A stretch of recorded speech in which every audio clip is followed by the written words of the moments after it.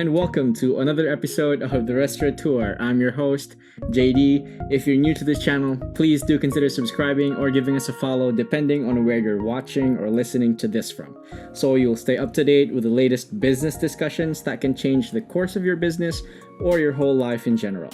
In the last episode, we talked about the nitty-gritty parts of writing your own business plan, so you can have one document that can give you a clear vision of the path you're going to, and to give your future investors or your future partners access to the plans that you have in running the business, so they can give their trust or investment in you. In today's episode, we're going to tackle the last part of the ABCs of starting your own restaurant business, or any business for that matter, and that letter C is capital. In the whole course of being a restaurateur, I've been asked by a lot of friends, how much does it take or how much capital do I have to raise to put up my own restaurant business?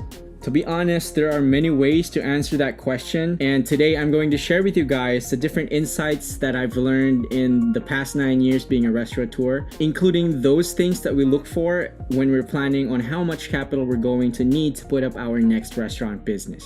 Now, I know a lot of you guys are excited to hear about the exact numbers, but relax, I've been there before, and it pays to actually talk about the variables first that affect the decision making of a businessman when it comes to capital. Because in all honesty, there are a lot of things that you have to consider before you actually arrive to that final number that you want for your capital.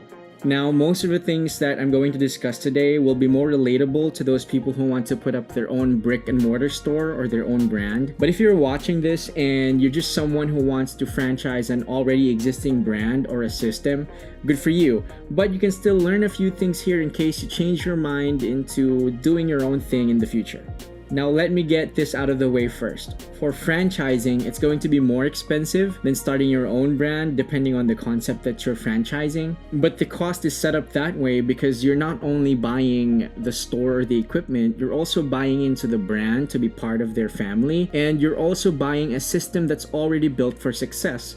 And it kind of takes away from you the whole hassle of implementing and reviewing and developing your own operational procedures for your restaurant to work. So the power of franchising is, if you invest on them one time, they provide you with everything you need, from the equipment, sometimes even the location, and then the staff training, so that you can actually pull off their standards when you open up a chain that's one of theirs. So without further ado, let's move on to the variables that are affecting your startup cost or your capital investment. Now, like I've said, these things are all based on our current standard of what we think of first, or what we look at the moment we want to start a business and plan on the whole capital. So the first thing that we consider first is the operations or the service style. As we've mentioned in the previous episode regarding the business plan writing, as an entrepreneur, you must have a clear bird's eye view or an overview of your whole operations. That way, you'll know how many people you're going to hire, what skills do they have to possess to be able to be hired, and what equipment do you need to pull off the operations that you're imagining in your head. Now, you might come across a lot of phrases or terms that describe the type of food establishment that exists in one place, but basically these are the few types. Number one is the quick service restaurant, or what we refer to usually as the fast food restaurant. Now, the fast food restaurant is actually designed to cater a huge volume of people, but having just minimal staffing. You will be needing one person per POS machine at the front of the house, and they can act as the order taker and the cashier. And then you'll also need a few people at the back kitchen, but not too much, because most of your investment will go to equipment that will make their work easier and faster. So you won't have to hire a lot of people to do this volume of work. Next, we have our casual sit-down restaurants. Now, contrary to a quick service restaurant where after the transaction at the counter, most of the job is done, here in the casual dining setup, there are things that the customer might need to ask for while they're dining or while they're seating. So you need to have extra people around the floor area so they can pay attention to the customer's needs. Another classification of a food and beverage establishment is one that is really growing popularity right now because of this whole COVID-19 pandemic going on, where people are suggested to stay in their homes and not go into public places. I'm talking about the takeout or delivery only counters or stores. If you're the type of establishment that would like to partner instead with third-party delivery apps or delivery services instead of having your own delivery fleet, you'll only need to invest on the things you need to have a smooth sailing kitchen operations. The advantage to this type of store is you don't have to seat people. So the space that you'll be needing is basically just the size of a kitchen where you can fit your equipment and the people that you need to work there. And since there's no front of the house involved in the operations, all you have to hire are people who can work in the kitchen at the very minimal level. And lastly, but not the least, we have fine dining restaurants. Now, most of the time, people who pull off fine dining restaurants are those food connoisseurs or professional chefs who want to exhibit their skills in designing food and creating menu that changes from time to time. And fine dining restaurants actually offer a different feel, most of it revolving around high-end experience. So for someone to be able to serve high-quality dishes, they need the best equipment possible, the best ingredients possible, and the best of the best in the professional world of cooking. Not to mention that aside from the kitchen staff that has to be of really high caliber, you also have that front of the house that delivers the high quality service that people who are used to fine dining are accustomed to. So this probably is one of the most expensive restaurant concepts to start with, but if it is your dream and you have the capital, go for it. Now, a few tips in order for you guys to save a few bucks when planning on this part of your restaurant business is to keep the operations at a bare minimum. Don't go all out hiring a bunch of people and then later on be faced with days that there are more people in your workforce than there are customers coming in.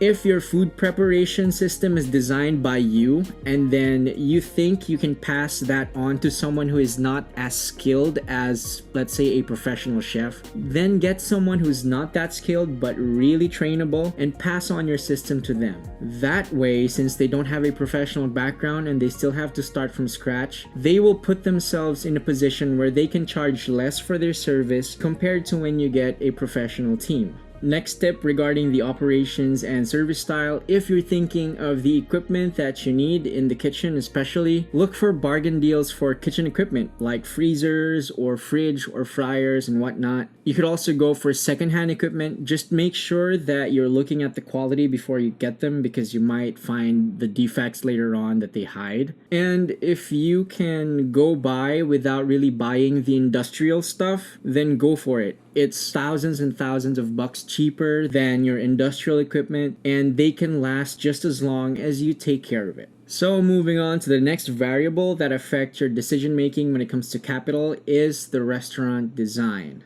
Nowadays, design plays a very important role of attracting first-timers, especially the young ones, and it gets the word out faster. If people like taking pictures in your place, word about it is going to spread over social media and people are going to flock there because they want to take pictures too and try the food. So I think more than ever, design has become one important part of a starting restaurant business. So things you have to consider here are the renovation costs. Now, renovation costs could vary from tens of thousands of bucks to 100,000 up to $1 million or more, depending on the following situations. Number one, are you buying it or are you leasing the property? And depending on the floor area, of course, and the location, your buying price or your leasing fee will be very, very different. Another thing you have to consider when it comes to renovation costs is if the property you're buying or leasing is already furnished or do you have to start from scratch. It's also important to consider in your budget if you're working with a contractor or not, because of course, working with a contractor will be very expensive, but they'll get the work done for you. They get the people, the equipment. All you have to do is wait for the schedule and see the results afterwards. In our experience, when we're planning on the capital and we're on this part of the decision making, we want to cut costs as much as possible. I remember back when we started our first steakhouse, we actually even immersed ourselves in the construction work in order for us to save on labor cost. So before I became a restaurateur, I did paint job for the walls, I mixed cement, I cut steel, I welded steel, and all the other dirty work that not a lot of entrepreneurs will be willing to take when they're starting up. But it's a fun experience, especially if you're passionate about this project, and if it saves you a lot of money in the long run, then go ahead and try it out for yourself first. Just know that you are doing the right thing, and if you're not sure, you can always consult someone you know in the construction business so that you won't fall out of track. After deciding on what design to pull off for your store and what renovation cost is going to be, you have to project your initial inventory. Now for this part, you might want to consider the initial volume that you're expecting whenever you launch your business, because you don't want to have people lining up outside and getting told that, oh, sorry, we don't have that now. Can you order this instead?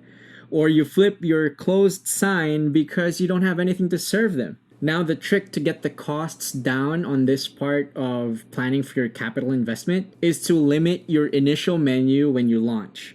Get the menu down to just the core products that represent your true self or your brand. That way, your purchasing won't be overloaded and your initial inventory will be easier to track because of the limited items that are in the freezer or in storage. After considering your initial inventory, we now go on to considering your marketing budget. Aside from your location, your product, your service, and your interior design, one of the very key factors that get restaurants to their success point is the quality of marketing that they put out in order for consumers to know about their brand and for consumers to get enticed to try their products. The price of working with a marketing agency could get really expensive. And for someone who's starting a business, especially the small ones, they're going to need a lot of marketing work. When we were starting, I myself was tech savvy, and I also read books and undergone online courses regarding strategies on online marketing and other marketing methods. So, if you're the type of person who would want to consider DIYing this thing, then enroll yourself on a course or read a lot of relevant materials when it comes to marketing. So literally, this marketing thing is something that you can do for yourself, but if you're on the edge about it and you just really want a flawless marketing idea executed very well and professionally, then I suggest you work with a team that's already experienced on this so you can just sit back and watch the whole show unfold. After considering your marketing budget, you also have to put a budget on the legal fees that you have to pay when you're starting up your own restaurant. A lot of beginning restaurateurs get overwhelmed with the government fees that they have to pay for the permits. Of course, here you have to find bookkeepers or an accountant to do things for you, your lawyer for you to have someone to take care of your legal documents, and consider the different government permits and fees that your state or your city or your country requires for your restaurant to meet their standards. And last but not least, you have to consider putting a contingency budget at the back end of your plans just in case things go south. Not all restaurants get the opening hype. Some restaurants start slow and steady. Some even start at a negative phase and then they move up slowly to the top. But since these are all assumptions for now, you really have to plan an extra buffer budget for you to cover the operating costs in the lean days or months that you projected. And then most importantly, it's for you to have cash in emergency situations. If you have a contingency budget, then you can act faster and respond accordingly to the situations that arise. So just a recap, the things that you want to consider when planning on your capital are these key things that will greatly affect your budgeting. First, we've got the operations and service style. Second, your design concept. Third, your initial inventory. Fourth, your marketing budget. Consider the legal fees that it takes to start a restaurant. And number 6, you have to include in your capital investment the contingency budget that you need in order for you to survive the projected lean days, just to be ready. Now, for example, you're finished looking at all these factors and then you've got your final number or your final amount. What do you do to raise capital? Now, I'll keep this part really simple. It all boils down to 2 things. It's either you save your own money from your salary or you go to someone who can lend you some money.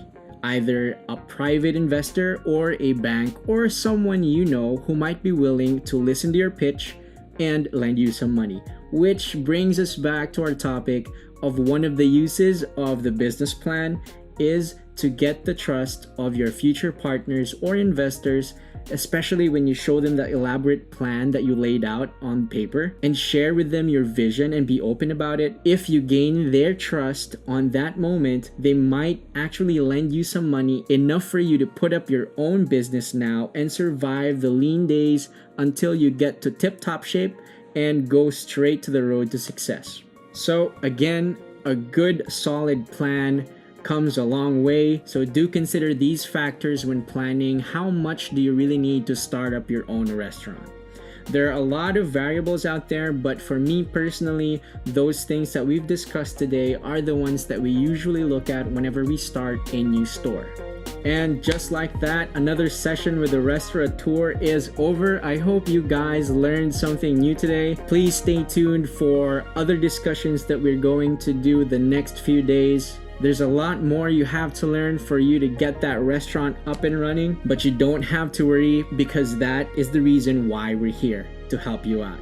Until the next episode, good luck on planning your business.